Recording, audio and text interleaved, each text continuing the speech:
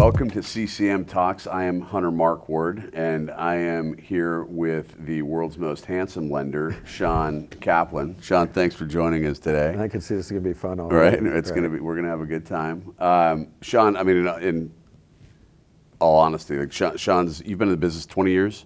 24 years now. 24 years? Yeah. Great story. I mean, like, you go back to helping your mom buy her first house. I mean, he's committed to what lending is all about. You want to just give a little background on your story? Yeah, so I've been in lending for almost 25 years now. I was waiting tables, met a mortgage guy, save you all those details. But I found that, after 25 years, like, this is something that generationally changes people's lives. It changed my own and changed my mother's life. So it's not a job. I go to work every day now and I get to help people with that. But yeah, 25 years doesn't feel like it. Crazy. Yeah. You don't look like you've been in the business for 25 years. But so two things. One, podcasts. I mean, I want to talk about CCM. I want to talk about, your podcasts. You're all over the place. Thanks. I mean, would you say that's your primary, for people that are watching that want to, you get freaked out about social media, and like, would you say it's the pillar of your business at this point? It's definitely a very, very important part. I mean, about 4 or 5 years ago, I saw it coming fast. And, when you grow up, resourceful, that's another word for being poor. But you learn how to use your resources. So when I came up, I was poor in mortgages for forever, it seems. And I would always use my resources. So it's in my DNA.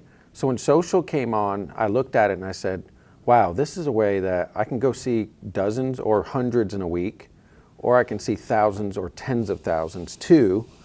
And if I work at that, it may not get me business right away, but it'll definitely open up the door a lot more. Or it'll maybe happenstance, I'll notice somebody at a mixer. I met a guy at a mixer a week and a half ago, talked it up with him. He follows me on social. We had a meeting on Tuesday, 120 unit. I'm the preferred lender on it, just like that. Wow. All because of social. So that's what it kind of does. Like, what would you say, what do you have to do to be on social? Is it consistency? Is it, like, what is it? Yeah, I mean, it's all, of course, looking cool and nice video and all that. That's what we see. But Which, by the way, you have your own studio. Yeah, I took the conference room out, and then I decided to put a studio in there because which one would we use more? Well, now we can do short form video podcast studio. But going back to its consistency. Okay. I always tell people, just block out, you got to block out like 2 hours. Do it on a day that you feel creative. I like Friday mornings, I'm a little bit more creative, a little bit more laid back. Be prepared going into it. Like, what are a couple of things you want to do? And then don't overdo it. Just be like, hey, I'm going to record 3 videos today for next week. And just be super consistent with it, just like your traditional activities. Do you let your business partners use your studio? I do.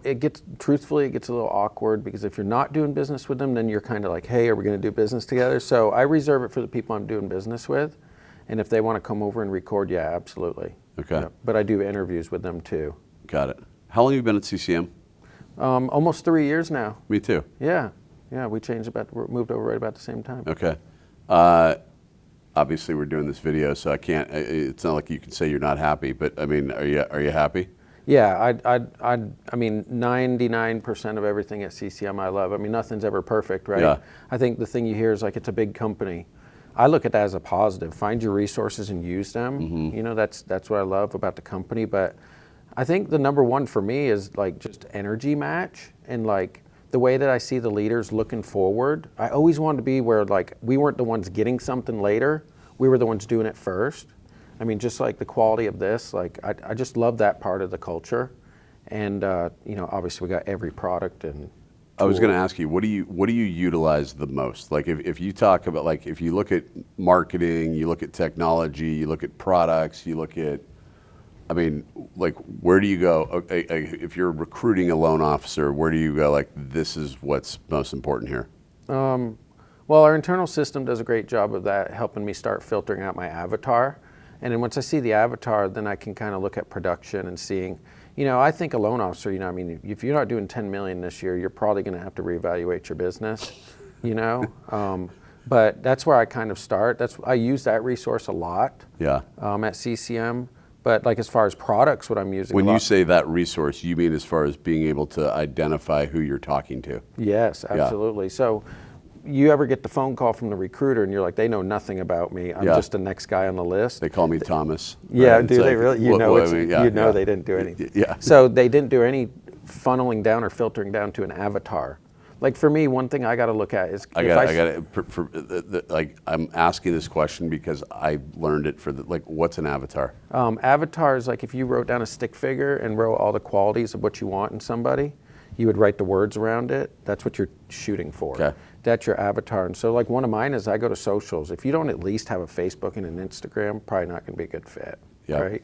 $1 million a month. Hey, you got to at least have some sort of business. I'm not the guy that can teach you from the beginning, but I can take you to that next level.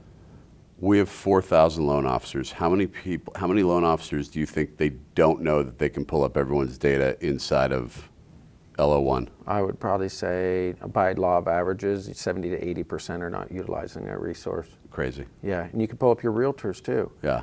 And yes, it's not 100% accurate, but it gives you like a really good starting point. Yep. Right?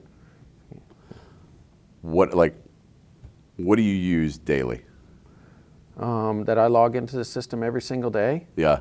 I would probably definitely say, total expert, I check my dashboard every morning. Okay. My birthdays, anniversaries, any target leads. God, I don't. Those credit inquiries, I've saved so many deals from the credit inquiry alert because we will call them immediately that morning and we'll say, Hunter, as an ongoing part of our service, commitment to you as your lender for life, we do monitor certain things. And I don't know if you're aware of this, but there was a hard inquiry done on your credit. Did you just have your credit pulled? And then they will say yes. And I'll say, well, what do you got going on? Well, I don't want you to go somewhere else. Can I retain your business? And then we've stole deals, like right back. So call your credit inquiry alerts at least. I hope everyone's listening. I'm going to go back and watch this and talk to my that's team about definitely that. a good morning daily activity every morning. 25 years into this whole thing, like if you had to pick your top mentor. Oh, wow.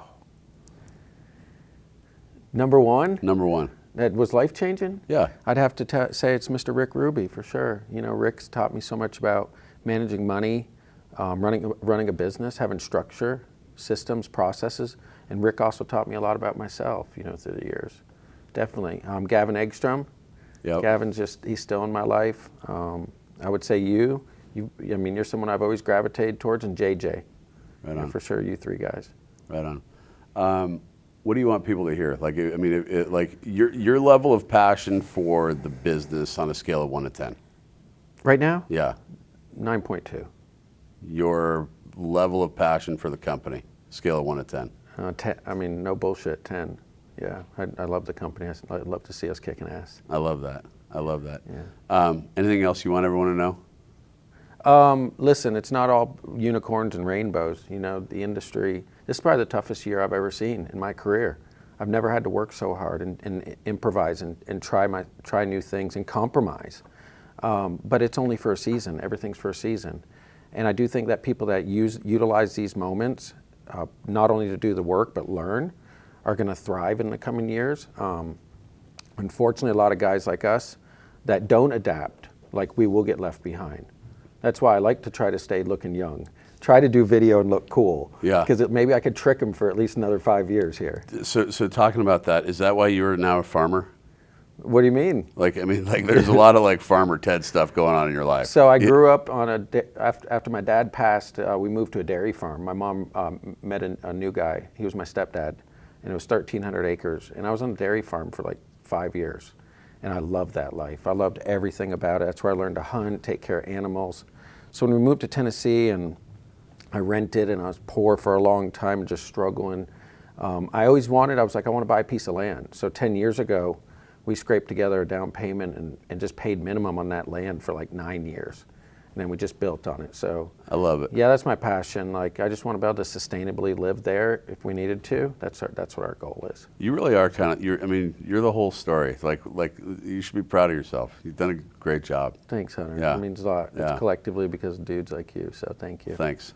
Everyone, Shawn Kaplan. By the way, if you ever need anything from him, reach out to him. He'll answer your calls. He'll take your emails, anything. So thanks for joining us, brother. Yeah, thanks for having me.